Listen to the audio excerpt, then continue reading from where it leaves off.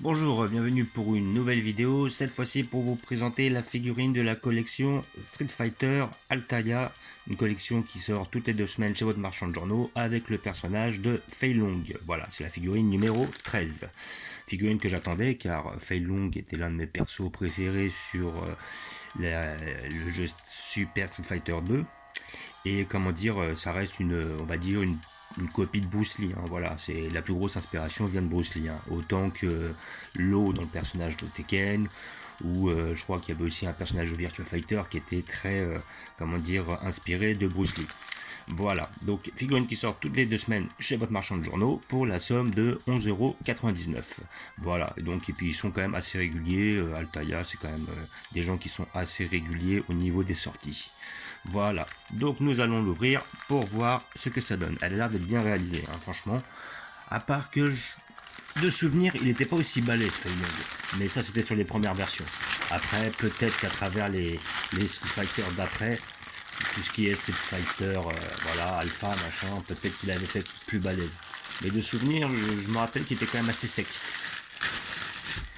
Donc, comme d'habitude, avec cet achat, vous avez le petit fascicule qui vous explique qui est le personnage. Voilà. Moi, je me rappelle plutôt de ce design-là, il était quand même assez fin.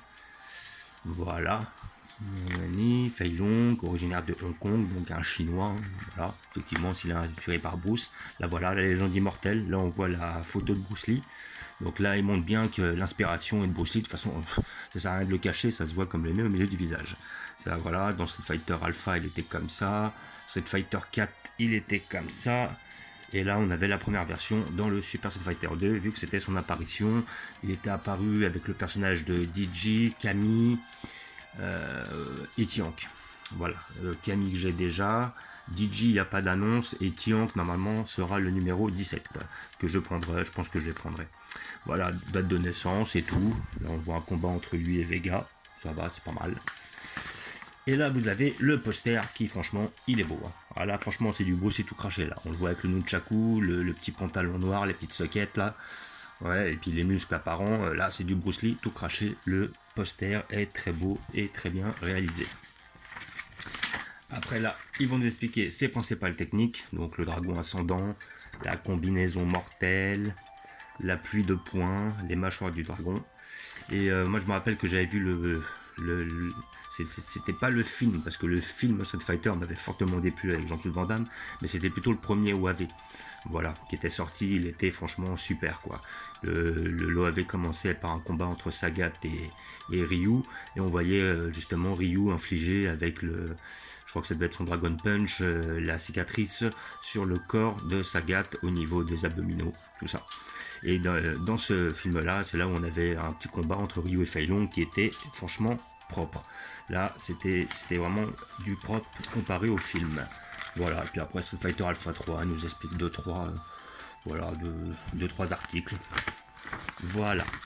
Bon, là, ils n'ont pas annoncé quelle sera la prochaine parce qu'ils le font pas sur ces figurines, ce qui est dommage, mais je sais de source quasi sûre que ça sera le personnage de Akuma, qui est le maître de Ryu et Ken, et qui est par la suite un des personnages que je préférais. Je crois que c'était celui que je prenais le plus.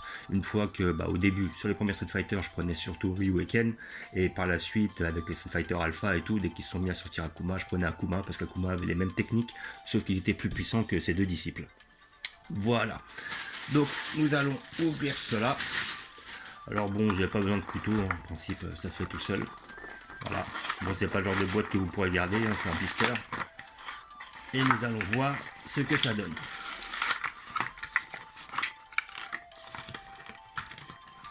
Voilà le personnage.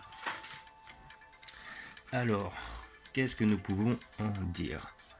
Voilà, on va essayer de faire un petit zoom dessus là, si on arrive à l'avoir.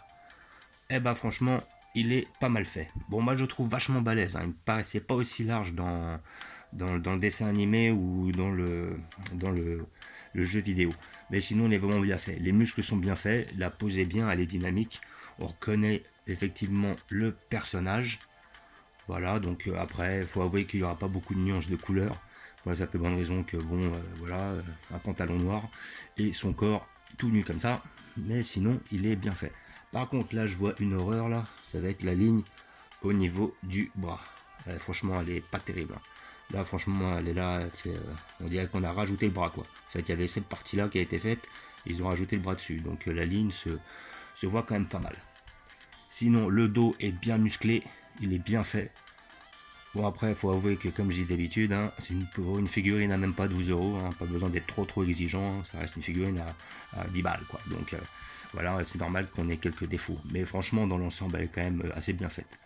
Il y a du détail, voilà, les muscles sont très bien faits, la position est dynamique, on reconnaît le personnage. Franchement, elle est belle. Elle est propre.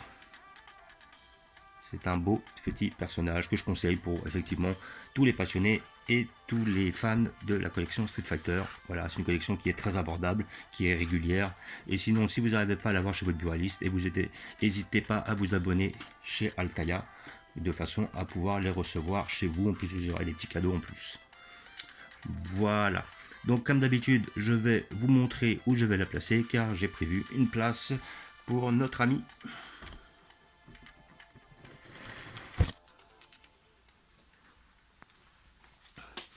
Voilà, donc la collection Street Fighter est en bas. Voilà, donc là ça commence à faire un peu beaucoup. Donc j'ai mis effectivement, comme vous pouvez voir, le Zangief devant, le Fei Long sera juste à côté.